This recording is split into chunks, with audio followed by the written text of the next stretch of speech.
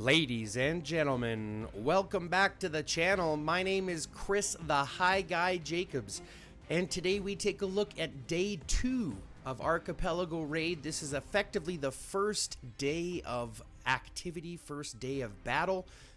After we've done our entire first level of preparedness, now it's time for us to look at what's next in the event. And as you'll see, you've got first off an entire amount of selections to choose from on the left-hand side. This will give you a basic idea of what to expect. Obviously, within the raid itself, you've got a couple of points coming up here. These are all the daily tasks that you're looking for within the phases. And then obviously you've got your tactical sandbox as well. Make sure that you go ahead and claim all these rewards as you need them. Killing armored scavengers, collecting cement, participating in builds, all this kind of stuff. This is one of the reasons why AR is so good. It provides a ridiculous amount of rewards for not very much work. Then if you look at the War Meets War, this is when you get into the main rewards for Archipelago Raid based on your overall points and your overall rankings. And trust me, this is where we start to get into where it's really important. This is easy ways to pick up the IE Augmenter, extra DLS points, extra advanced searches, you name it. That's exactly what we're trying to do. Next, we've got Island Scavengers, Salvagers, pardon me, gives you some more challenges to do based on farming, based on killing rebels and pirates, and obviously based on killing zombies itself. So make sure you collect all of these juicy rewards. You also earn bonus points for training during AR, so go ahead and claim all of these juicy rewards here as well for increasing your squad might and speeding up those troop builds.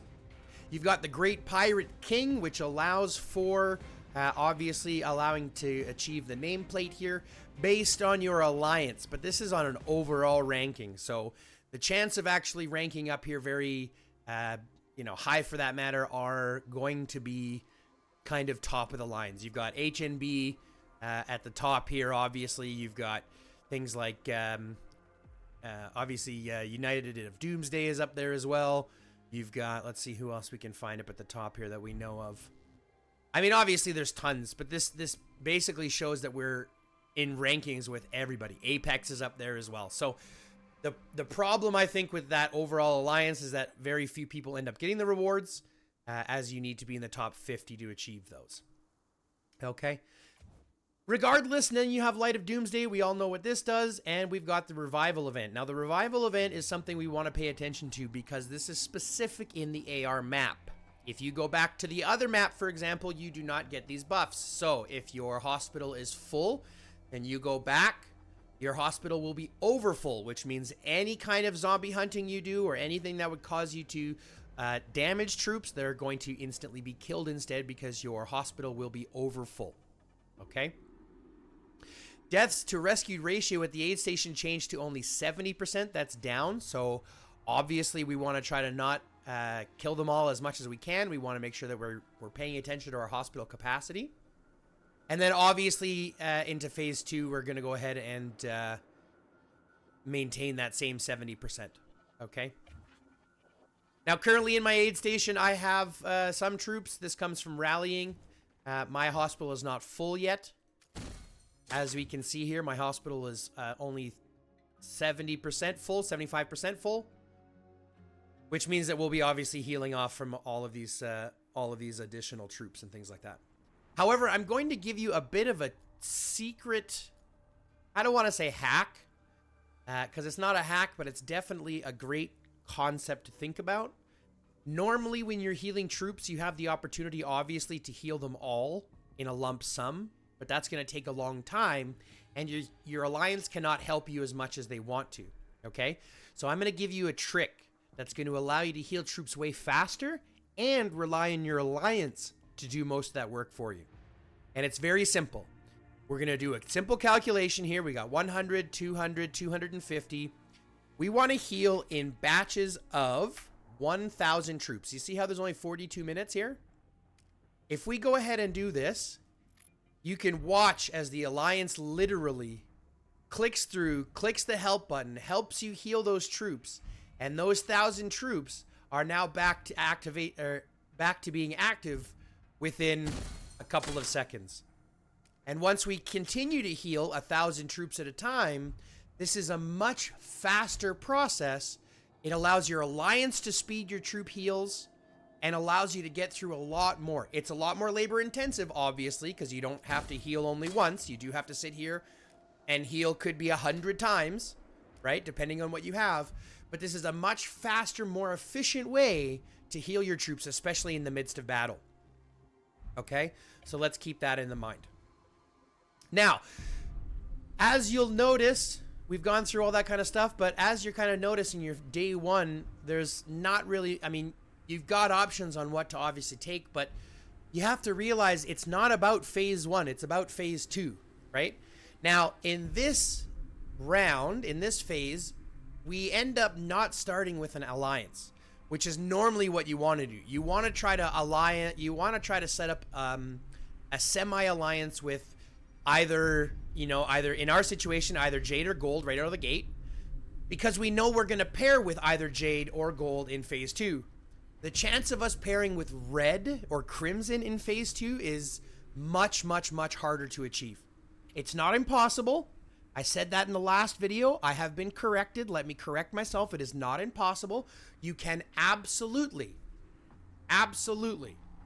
end up pairing Crimson and Azure and then having Gold and Jade. But in order to do that, you have to end up in a situation where Crimson and Azure get the same side and both Jade and Gold get nothing, which makes it incredibly difficult to achieve. Okay? And that's literally the only way. So from this one to start, we're in a situation where we're just kind of waiting to decide who is going to be our best matchmakers and who is going to be our best team to match with. But in that, it means that we kind of are against all three. There's no real safety for us. There's no defense for us, right? Which is unfortunate because then we end up in a situation where we're at war on could be multiple sides. We are currently at war with the Jade Alliance over here. We're both pushing for the same gate. And we've also had the Gold Alliance, the Gold Legion, pardon me, over here as well helping. So I'm personally under the assumption that Green and Gold are trying to ally together, though they don't have that capability. So it doesn't make a lot of sense. But that's why we have to play smart. Our entire goal in this process is to play smart. We've got both sides unlocked so we can progress to either side if we need to. We can decide which tower to take going into phase two so that we have a better chance at getting the matchup that we want. Does this mean that it's not going to cost a lot? No, it's still a big fight because we're still fighting over here. And we've been fighting over here now for approximately 4 hours consistently, approximately. So it becomes a massive, massive, massive war strike. Especially when we have, these continuing rallies coming across our stuff. And this is what's causing those deaths, right? Like I said, my hospital is not full yet, but I'm receiving deaths because of garrisoning and rallying the opposing towers. Okay? Okay, so where are we? We're currently building out. We haven't captured anything. Remember a couple of the key factors. You've got the base warehouses that appear every 8 hours.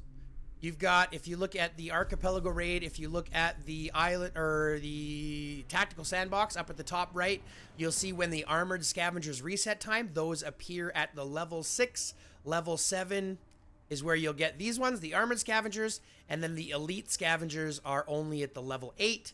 At the Lush Sanctum every 12 hours. They come at 2 UTC and then at 14 UTC. And those are the ones where you're going to find 2,000 cement per drop. So these are the real ones you want to focus on acquiring every single time that you can. Okay? Now you've got base warehouses as well that show up every 8 hours. So they'll rotate 3 times in a whole day. Let's see if I can actually find one that's active here. That we actually hasn't been cleared. Typically, there's going to be 1 or 2 normally because people don't necessarily get them all. Or there can be somewhat of a march for them. Either way, they're going to appear by the gates. Okay, they almost always appear by the gates themselves on either side. See right here. Here's a prime example. Here's a base warehouse. Okay.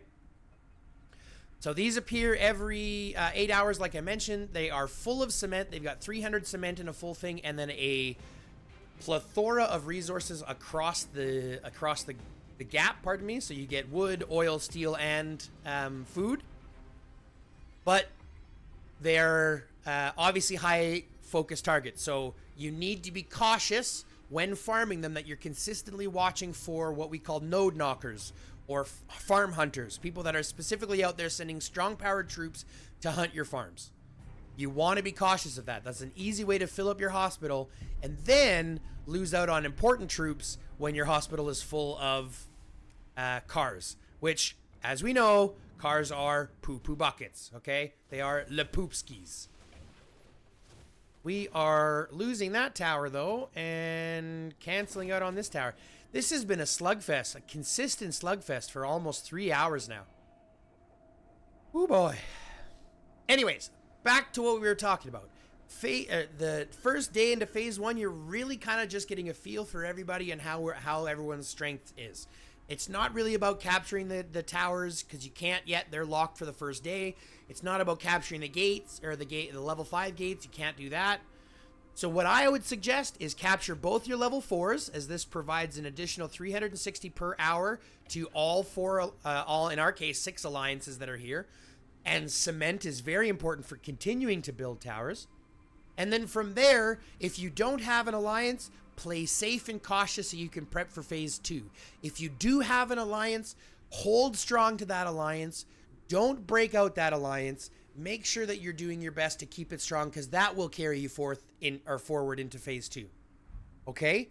A lot of this isn't about the first phase. The first 3 days is really just growing pains until we actually get matched in our allegiances, pardon me, okay? So that's going to be the important part, stepping into phase 2. All of this right now is just gaining points, gaining kills, and kind of filling everybody out, okay?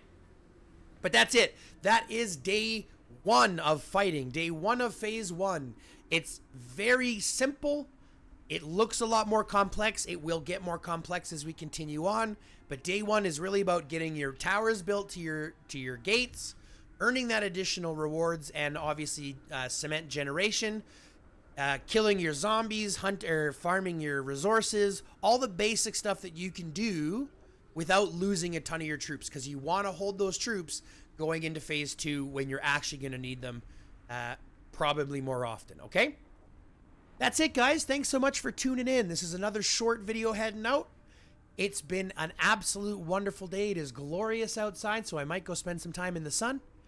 But other than that, if you liked what you saw, go ahead and click the like button. Go ahead, click subscribe. Make sure you fill in the bell so you get all the notifications. We release videos every single Saturday. I also release videos whenever the heck else I want, but every Saturday for sure. But other than that, guys, that is it. Lastly, before I take off, if you are looking for a new alliance, if you are looking for an alliance that is active, that actually likes to play, and actually likes to bang and brawl, go ahead and search for us. I'm in region 474. You can message me first to see if we're obviously accepting. We've got tons of open space for active players.